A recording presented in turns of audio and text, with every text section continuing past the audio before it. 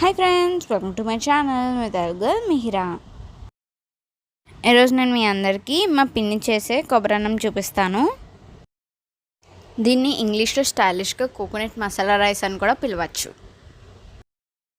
ఇది chicken కర్రీతో the best combination, చాలా బాగుంటుంది. ఒకసారి తప్పకుండా ట్రై చేయండి. ఈ కోకోనట్ రైస్ రెసిపీ మీతో షేర్ చేస్తాను. ఈ వీడియో లాస్ట్ వరకు చూడండి. మనం ఫస్ట్ కొబ్బరి పాలు తయారు చేసుకోవాలి. దానికోసం ఒక కొబ్బరికాయ తీసుకొని చిన్న చిన్న ముక్కలుగా కట్ చేసుకొని మిక్సీలో వేసుకొని గ్రైండ్ చేసుకోవాలి. మళ్ళీ వాటర్ వేసుకొని గ్రైండ్ చేసుకొని అందులోంచి మనం కొబ్బరి పాలు తీసుకోవాలి. ఇలా చేసుకున్న కొబ్బరి పాలని ఒక సైడ్ పెట్టుకోవాలి. ఇదే చాలా మెయిన్ ఇంగ్రీడియంట్ అన్నమాట. ఒక అడుగు దలసరిగా ఉండే ప్యాన్ తీసుకొని స్టవ్ మీద పెట్టుకొని కొంచెం ఆయిల్ వేసుకోవాలి. ఆ తర్వాత ఉల్లిపాయలు, పచ్చిమిర్చి ఇంకా మసాలా సామాన్లు వేసుకొని బాగా ఫ్రై చేసుకోవాలి. మసాలా సామాన్లు అంటే ఇలాచీ, దాల్చిన చెక్క, బిర్యానీ ఆకు, స్టార్ అనీస్, మరాఠీ మొగ్గ ఇవన్నీ వేసుకొని ఫ్రై చేసుకోవాలి. తర్వాత ఈ బిర్యానీ కోసం మనం ఒక మసాలా తయారు చేసుకోవాలి. కొంచెం ధనియాలు, కొబ్బరి ముక్కలు, జీడిపప్పు ఇంకా అల్లం వెల్లుల్లి వేసుకొని బాగా మంచి పేస్ట్ చేసుకోవాలి. ఆ పేస్ట్ కూడా ఇందులో వేసుకొని బాగా ఫ్రై చేసుకోవాలి. కొబ్బరన్నం కోసం మసాలా ఇలా బాగా ఫ్రై అవ్వాలి. ఆ తర్వాత కొంచెం ఉప్పు వేసుకోవాలి. ఇందులో ఉప్పు వేసుకున్న తర్వాత మళ్ళీ బాగా కలుపుకోవాలి. ఈ మసాలా పచ్చివాసన పోయేంత వరకు బాగా ఫ్రై చేయాలి.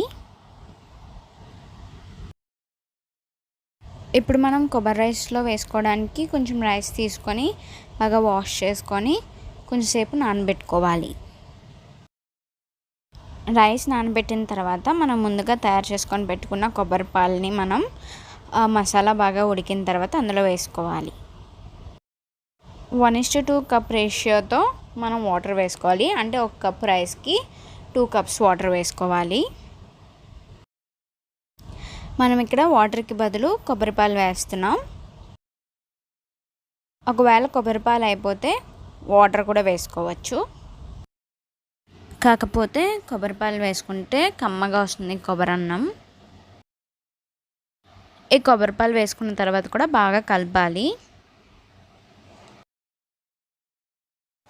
ఈ కొబ్బరి పాలు వేసుకోగానే అంతా బాగా కలిపిన తర్వాత మూత పెట్టుకొని ఒక 2 to 3 minutes కుక్ చేసుకోవాలి. ఒక 2 to 3 minutes అయిన తర్వాత వాటర్ బాయిలింగ్ అవుతుంది. ఆ వాటర్ని బాగా కలిపి మనం ముందుగా నానబెట్టుకున్న బియ్యాన్ని కొంచెం కొంచెంగా వేసుకోవాలి. బియ్యాన్ని వేసుకున్న తర్వాత గరిటెతో బాగా కలుపుకోవాలి. మీలో ఎంతమందికి కొబ్బరన్నం అంటే ఇష్టమో కామెంట్ చేయండి. ఈ కొబ్బరన్నం చికెన్ కర్రీతో చాలా బెస్ట్ కాంబినేషన్ అని చెప్పాను కదా. లాస్ట్ చికెన్ కర్రీ కూడా ఎలా ఉండాలో చూపిస్తాను, తప్పకుండా చూడండి. చికెన్ కర్రీ కూడా చాలా వెరైటీగా వండుతుంది ఈరోజు మా పిన్ని. సో ఆ కర్రీ రెసిపీ కూడా మీతో షేర్ చేస్తాను. ఈ వీడియో లాస్ట్ వరకు తప్పకుండా చూడండి. రైస్ వేసిన తర్వాత మూత పెట్టుకొని కొంచెంసేపు ఉడికించాలి. కొంచెంసేపు ఉడికించిన తర్వాత ఇలా వస్తుంది. మళ్ళీ గరిటెతో శుభ్రంగా కలుపుకోవాలి. మళ్ళీ మూత పెట్టుకుంటే అంతే ఫ్రెండ్స్, మన వేడి వేడి బిర్యానీ రెడీ. ఇప్పుడు మనం చికెన్ కర్రీ ఎలా చేయాలో చూద్దాం. చికెన్కి సరిపడా ఉల్లిపాయలు తీసుకొని చిన్న చిన్న ముక్కలుగా కట్ చేసుకోవాలి. చూడండి, వీడియోలో చూపిస్తున్నట్టు చిన్న చిన్న ముక్కలుగా కట్ చేసుకోవాలి. చికెన్ కర్రీ కోసం ఒక ప్యాన్ తీసుకొని అందులో కొంచెం ఉల్లిపాయలు వేసుకొని కొంచెం ఉప్పు కూడా వేసుకొని బాగా ఫ్రై చేసుకోవాలి. ఉల్లిపాయలు వేసిన వెంటనే ఉప్పు వేయడం వల్ల ఉల్లిపాయలు త్వరగా ఉడికిపోతాయట. ఇక్కడ చికెన్ని సిజర్తో చిన్న చిన్న ముక్కలుగా కట్ చేసుకుంటున్నారు.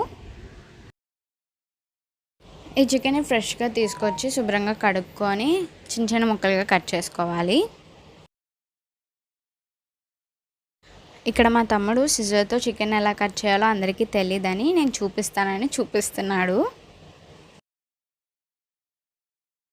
ఉల్లిపాయలు బాగా ఫ్రై అయిన తర్వాత అందులో కొంచెం పచ్చిమిర్చి వేసుకోవాలి.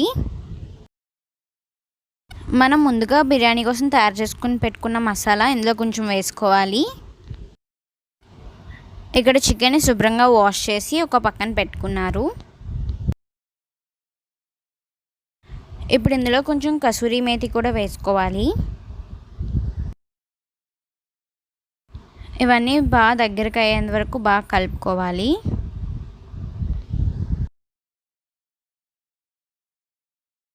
బాగా కలుపుకొని ఒక 2 మినిట్స్ ఫ్రై చేసిన తర్వాత ఇలా అవుతుంది. ఇప్పుడు మనం ఇందులో కారం వేసుకోవాలి.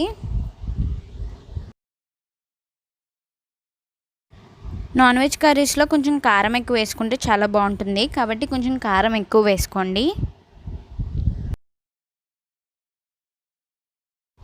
కారం వేసుకొని బాగా కలుపుకున్న తర్వాత కడిగి పెట్టుకున్న చికెన్ అందులో వేసుకోవాలి.